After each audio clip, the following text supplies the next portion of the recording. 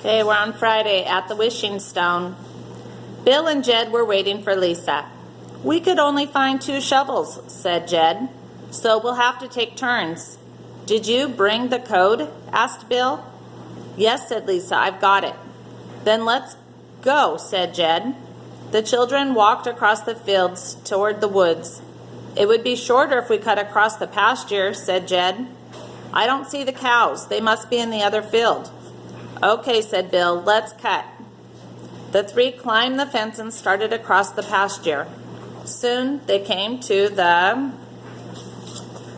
other side. Again they climbed the fence. "Well, there it is," said Jed, "the wishing stone." Lisa ran to the stone and climbed up on it. She closed her eyes and made a wish. "I bet I know what you wished," said Bill.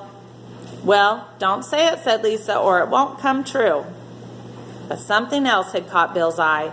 "Look at that plum tree," he said. "Come on." "No," said Jed, "we've got work to do." "Can't you think of anything besides your stomach?" "Ah, have a heart," said Bill. "I need those plums for energy." "That was a long walk. Besides, we only have 2 shovels. You and Lisa can begin." Jed sighed. "Oh, well, come on, Lisa.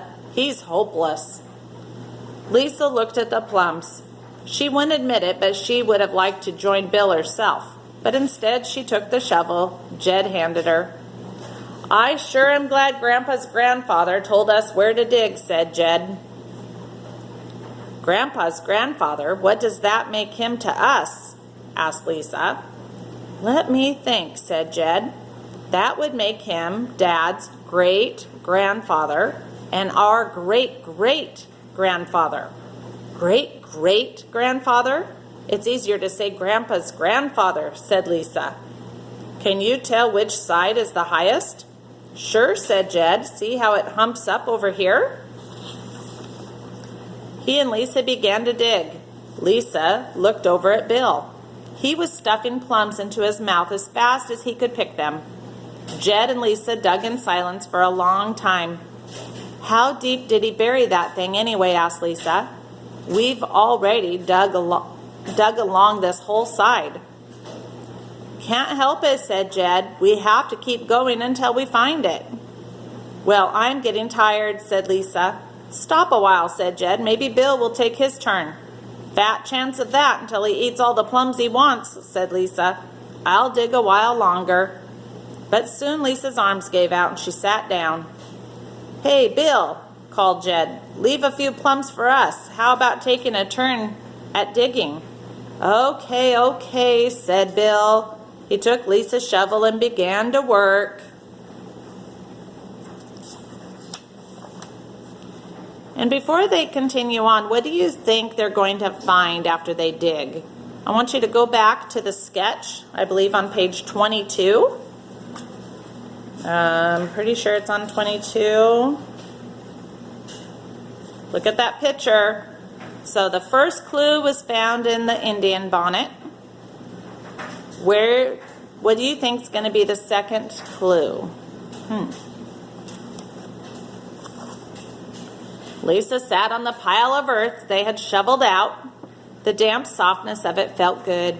She picked some up and let it sift through her fingers, and then she stuck her whole arm into it. Her hand hit something hard. She pulled it out of the earth. Lisa thought at first that it was a rock, and then she noticed its odd shape. She brushed away the dirt around it. "The little pot," she whispered, and then she shouted, "Hey, fellows, look, this is it." "The little pot," said Jed, "the little pot that is in the picture." "Gee," said Bill, "we didn't even notice when we dug it up. We could have dug all day." Jed took the little pot. He tried to take the top off, but he couldn't make it budge. "I'll have to break it," he said. "Oh, no," said Lisa. "Can't you get it off some way? It's such a cute little pot." "Aw, girls," said Bill. "Go ahead and break it, Jed." "No, Lisa's right," said Jed. "If we can, we should keep it. Maybe if I had something sharp, I could pry the top off." "Let's take it back to the house," said Lisa. "It's time to go anyway," said Bill. "Grandma's probably looking for us for lunch." "Lunch," said Jed. "Oh, Bill," said Lisa, "how did I ever get you for a twin?" Bill made a face at Lisa and grabbed a shovel and started off. "Here, Lisa," said Jed, "you take the pot. I'll carry the other shovel." A pocket full of plums. Lisa took the little pot. She started after her brothers, and then she stopped. Lisa looked back at the plum tree. Her mouth was watering for just one plum. Quickly, she turned and ran back to the tree. She popped a fat red plum into her mouth. How good it was! One plum led to another, and Lisa just couldn't stop eating them. The boys climbed the fence and started across the field. "Hey," said Jed, "where's Lisa?" "Lisa, I thought she was right behind us," said Bill. "Lisa," called Jed and Bill together, very loud. "Where are you? We're going." Lisa jumped when she heard the boys. She had meant to catch up with them before they missed her. "Coming," she called. "Go ahead, I'll catch up with you." "Well, hurry up," called Bill. Lisa stayed long enough to pick a pocket full of plums, and then she started after the boys. The boys were almost across the pasture when Lisa caught up with them. "So, what took you so long?" asked Bill. But before Lisa could answer, a big gray goose started out of the bushes alongside them. "Old Honker," shouted Jed. "Run! He'll pinch like anything if he catches you." The three children started running across the pasture. Old Honker came after them, hissing and honking at every step. Bill made it to the fence first. He threw his shovel across and he clambered over himself. Lisa was right behind him.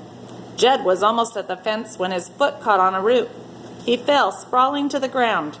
Before he could get up, Old Honker had him by the seat of the pants. "Help!" called Jed. "Do something!" Excuse me. Lisa and Bill were too startled to move at first. "We've got to do something quick," said Bill. "But what?" asked Lisa. "I could throw this shovel at him," said Bill. "No," said Lisa, "you might hit Jed." Suddenly, Lisa remembered the plums. She took out a handful and Lisa threw a plum at Old Honker. It hit him on the head and bounced off. Old Honker turned his head to see what it was, and the redness of the plum caught his eye. He let Jed loose and went after the plum. Lisa threw another one a little farther away. Old Honker ran after that one. Jed grabbed a shovel and quickly climbed the fence while Lisa kept Old Honker busy running after plums. "That was quick thinking," said Jed. "Thanks, Lisa." "Are you all right?" asked Lisa. "Yes," said Jed. "Old Honker got in a few good pinches, but mostly he had my pants." "Boy, I'm glad that doesn't happen every day," said Bill. "That really shook me up." Jed chuckled. "It sure did. I never saw you move so fast." "It was those plums," said Bill. "I knew I was going to need that extra energy." The second clue. When the children reached the house, the boys put the shovels away, and then they all went inside. "Gran," called Bill, "we're back. Is it time for lunch?" "Lunch?" said Gran. "My, no. It's a long time before lunch." "Oh," groaned Bill, "how will I ever make it?" "There's plenty of fruit," said Gran. "Help yourself." Bill grabbed an apple. "This might hold me for a little while," he said. The children headed upstairs. "We need something sharp to pry this open," said Jed. "I've got a fingernail file," said Lisa. "That should be just the thing," said Jed. And they went into Lisa's room. She got the fingernail file and handed it to Jed. And Jed tried to pry the top off of the little pot. But the top would not budge. "Give me a shoe," said Jed. "Maybe I can hammer the file in a bit and loosen it up." Lisa got one of her shoes that had a hard heel. Jed turned the little pot on its side, and he put the nail file in place where the top fit onto the pot. With the shoe, he pounded on the file. "Gee," he says, this is going to slow down our work, or be slow work." Jed turned the pot a little and pounded on the file again. Bill began to get fidgety. Finally, he could stand it no longer. He has no patience. "Here, "Give it to me," he said. And before Jed could stop him, Bill grabbed the pot and the shoe, and he whacked the pot as hard as he could. The little pot fell into lots of little pieces. "That takes care of that," he said. And Lisa and Jed were horrified. "Oh, Bill," cried Lisa, "how could you?" "You really didn't have to do that," said Jed. "So who cares about a little old pot?" said Bill. "I do," shouted Lisa. "You're just hateful." "Well, we can't do anything about it now," said Jed. "But somebody better clean up this mess before Gran finds it." Lisa glared at Bill. All right, said Bill. "I'll clean it up." The children looked down at the broken pieces of pottery. Right in the middle was a leather pouch. Jed picked up the pouch. "Bill made me so mad," said Lisa, "I almost forgot about the clue." "I guess it's inside this pouch," said Jed. "Grandpa's grandfather sure wasn't taking any chances with it." "Hurry and open it," said Lisa. And Jed pulled the pouch apart, and he took out a folded piece of paper. So what did the leather pouch do for this little piece of paper all those years? Generations. And talk to your parents about how many generations, how many years that may have been since that great-great-grandfather had buried all this treasure, had hidden it. Oh, he said, "this is just as brittle as the first one." "I've got the paste and paper ready," said Lisa. Lisa spread paste on the paper, and Jed carefully unfolded the paper. At each fold, the paper broke. "Hey, that's pretty good," he said. "Only 4 pieces this time." "Hurry up, Lisa," said Bill. "I've got the code ready." "Stop being so bossy," said Lisa. "I'm hurrying as fast as I can." Lisa pasted on the last piece. "And besides that," she said, "I don't think you need that code." "You mean Grandpa's grandfather just wrote out what he had to say?" asked Jed. "No," said Lisa, "but it's not the same kind of puzzle. See if you can figure it out." Jed took the paper and he read, 1, 2, 14 is a kind of monkey. 5, 6, 3, 20 is a fruit. 27, 7, 13, 19 means to eat dinner. 64, 28, 41, 42, 12, 39 is a color. 11, 15, 22, 8, 56, 34 is the same as throws, so a synonym for throws. 9, 54, 4, 58, 63 is an animal to ride.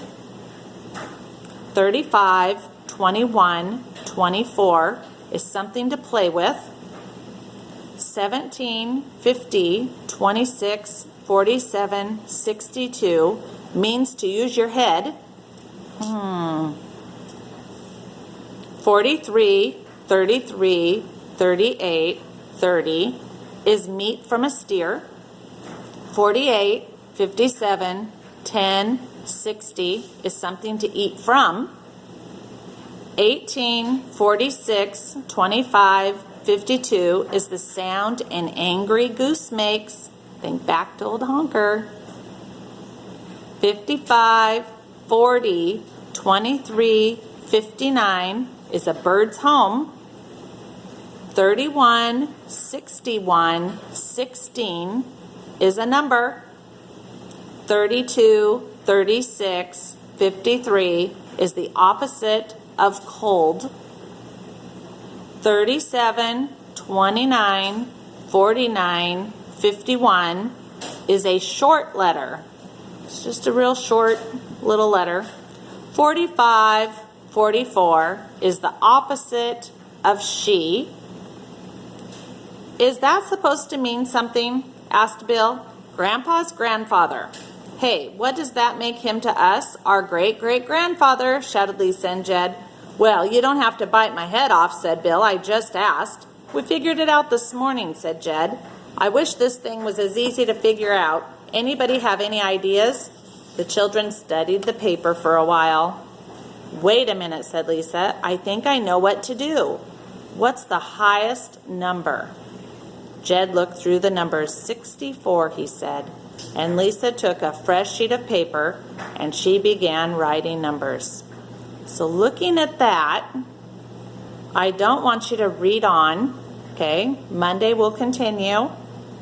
But I want you to really try to see with what Lisa did, what she's thinking, and with the clues that the great-great-grandfather left, can you solve the clue? Be the detective. Have fun. You have all weekend to think about it, okay? So let's see how clever you can be before reading on. See you on Monday.